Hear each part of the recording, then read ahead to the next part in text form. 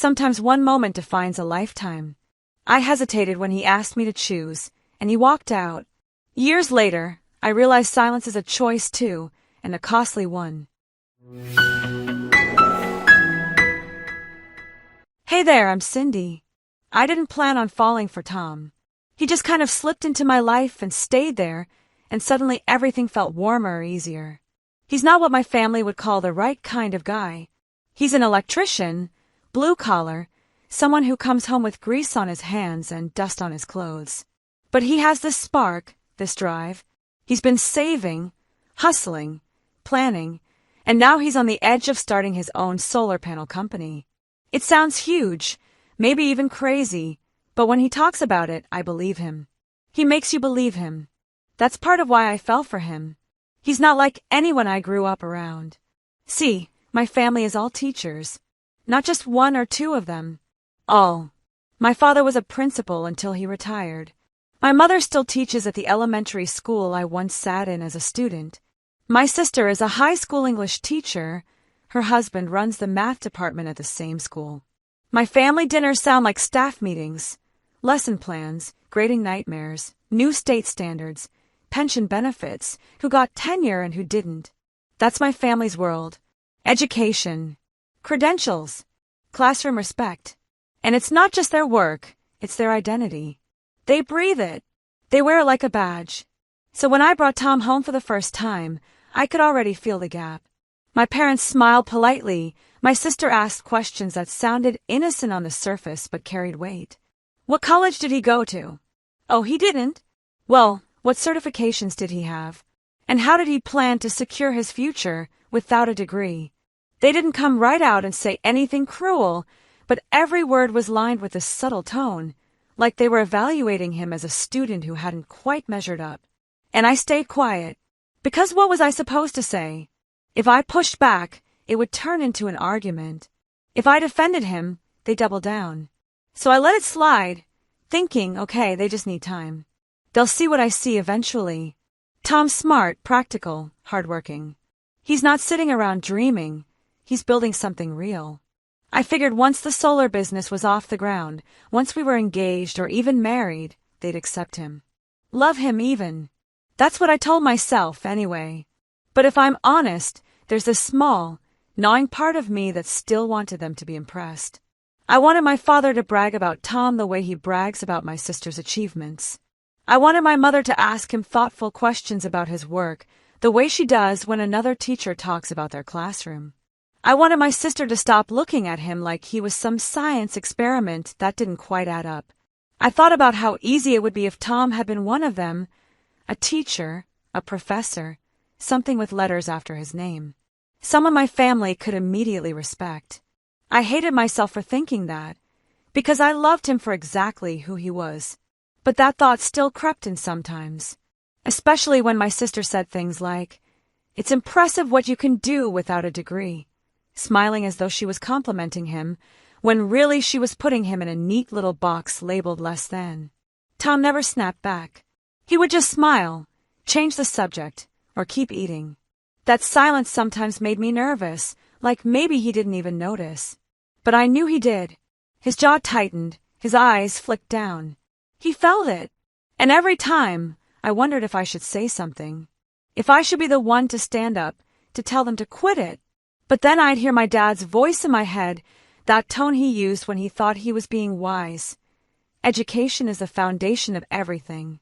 Without it, you're always behind. And I'd freeze. So I stayed silent, and I told myself it wasn't my fight. I told myself Tom understood. I told myself love was stronger than a few comments. I told myself once we were married, my family would soften. That people always resist at first, but eventually, they learn. I clung to that story because it made things easier. Because it gave me an excuse not to deal with the tension right then. Because the alternative, that my family would never see him as enough, and that I might never have the courage to push back, was too heavy to carry. So I kept quiet, and every time I kept quiet, something small cracked inside me. I just didn't realize how many cracks there were until it all broke. Hey, this is Tom. Teachers. I've always respected the job. My mom used to say it was the hardest work out there, standing in front of a room full of kids, trying to make them care about something they forget by Friday. I believed her. Still do. So when I met Cindy and she told me her dad had been a principal, her mom still teaching, her sister and brother-in-law both in classrooms, I thought, all right, that's solid. Family of teachers. Good people. Didn't take long before I realized respect doesn't always go both ways. First dinner with them, I felt it. The way her sister asked where I went to college, like it was a box on a form I forgot to fill out. When I said I didn't, she raised her eyebrows like she caught me in a lie. Then the comments started. Little things. That's impressive. Doing so well without a degree. Or, IT's a good trade to have. Only I'm not just an IT. I'm an electrician. I wire houses. I troubleshoot panels. I climb roofs in the middle of July and burn my neck on shingles. I know my work inside and out. But to them, it all sounded temporary. I didn't say a word. Not because I couldn't. Because I wouldn't. That's their house, their table, and I'm not the kind of guy who disrespects teachers. You don't shoot back at someone whose whole life is about giving knowledge. That's what I told myself. So I sat there, chewing my food, nodding, smiling when I had to. But don't get me wrong. I heard it all. The tone, the smirks, the backhanded compliments. And every time, I waited for Cindy to step in. Just once. Just tell them. Enough. But she never did. She'd laugh, change the subject, pour another glass of wine. I kept my jaw tight and my mouth shut. Thing is, I've got nothing to be ashamed of. I've been working since I was old enough to carry a toolbox. I've done jobs that would break some of these people in a day. Up before the sun, on a roof by noon, sweating through 2 shirts before lunch, then back at it the next morning. That's how I've lived. That's how I saved. That's how I got myself to where I am now, ready to start my own solar company. Not talk, not ideas.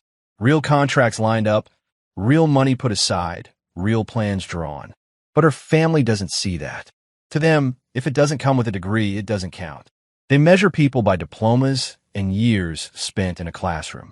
I measure people by whether they get the job done, whether you can trust them when the work's hard. Different scales, I guess.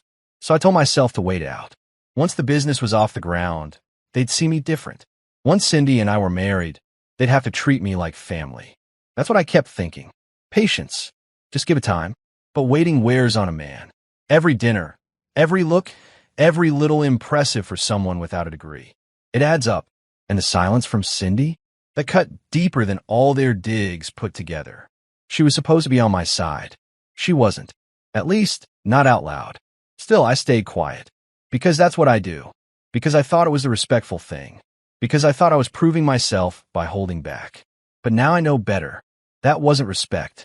That was me letting myself get walked on. And no matter how much I love Cindy, a man can only take so much. It happened faster than I thought it would.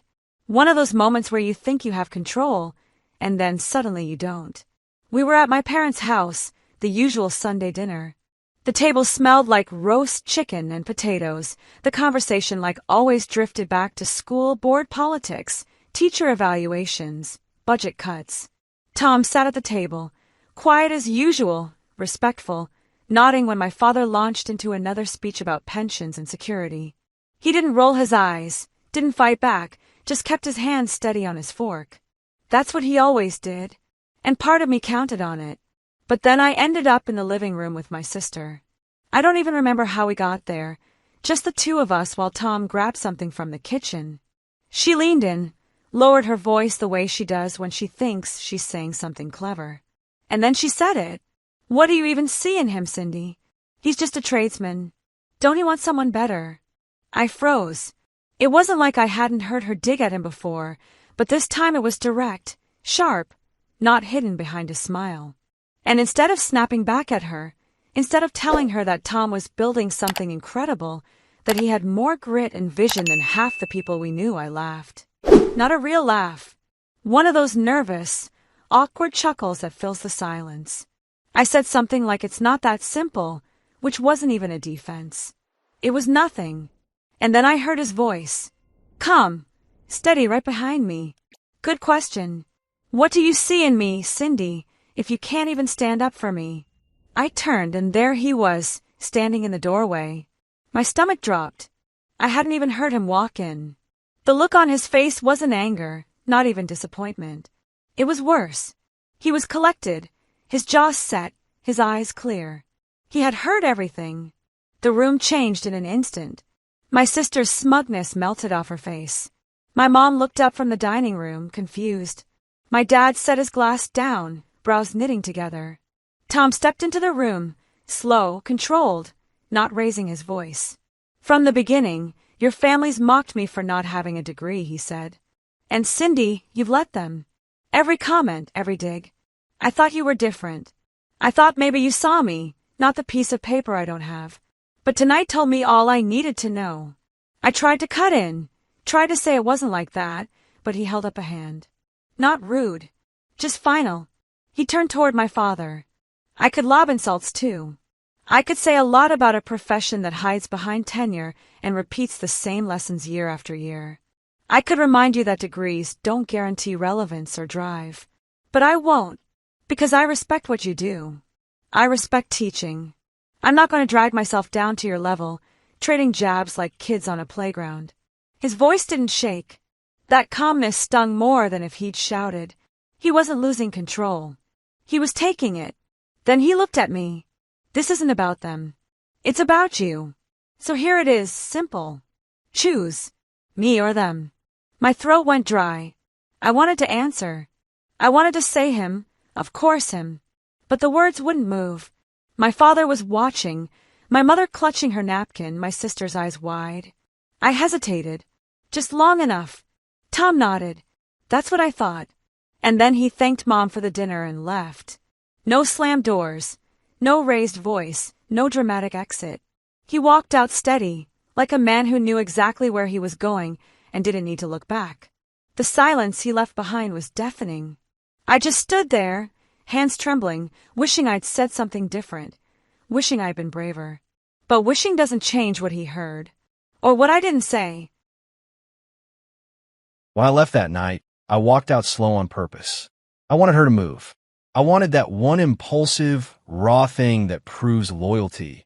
A door slammed, footsteps running, a hand on my arm, a shout across the yard. Anything.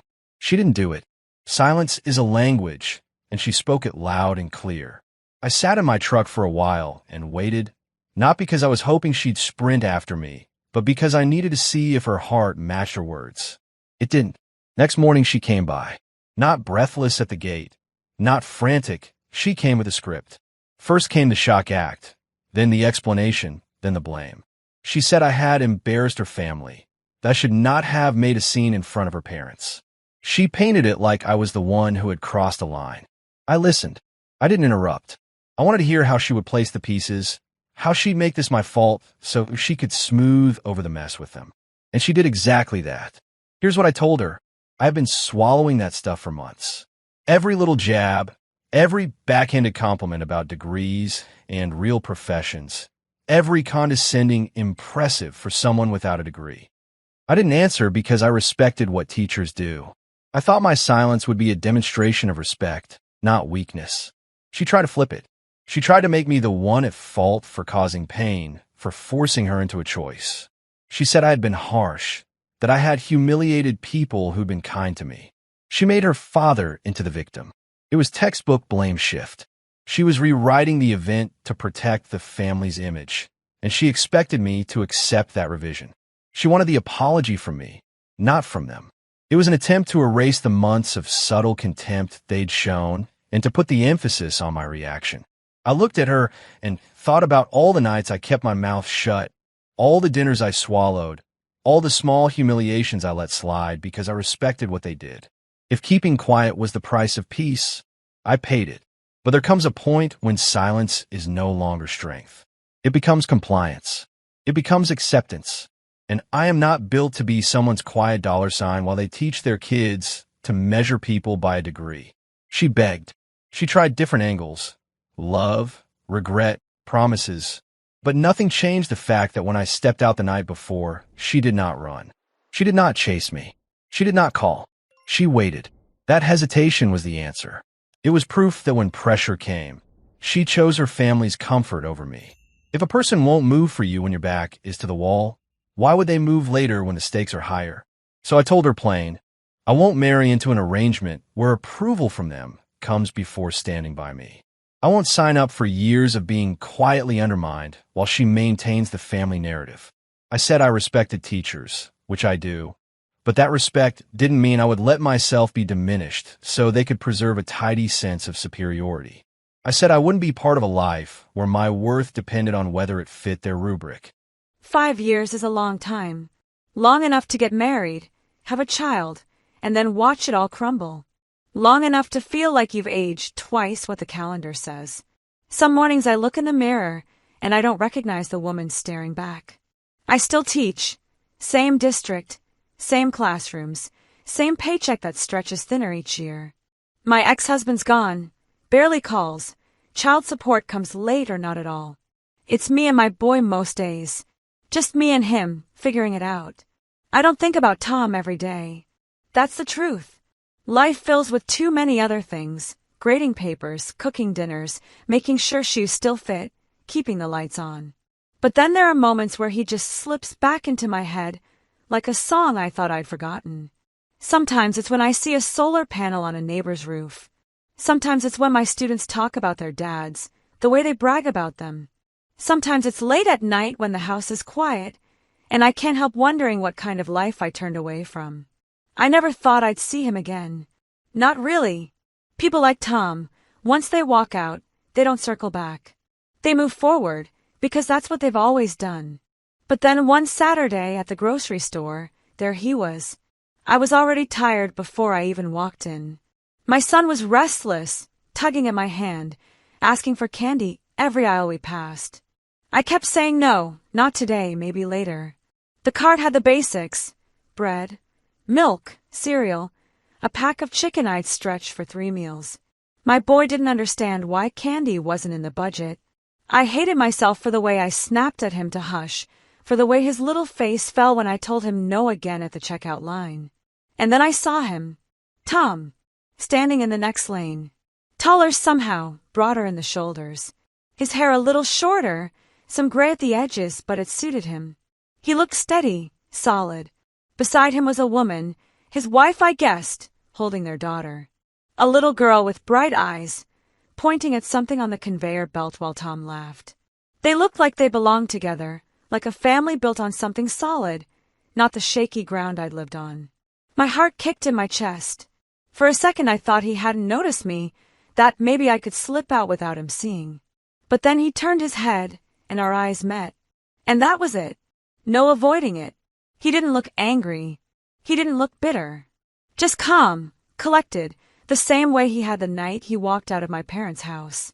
He looked at me like someone he used to know, not someone who broke his heart.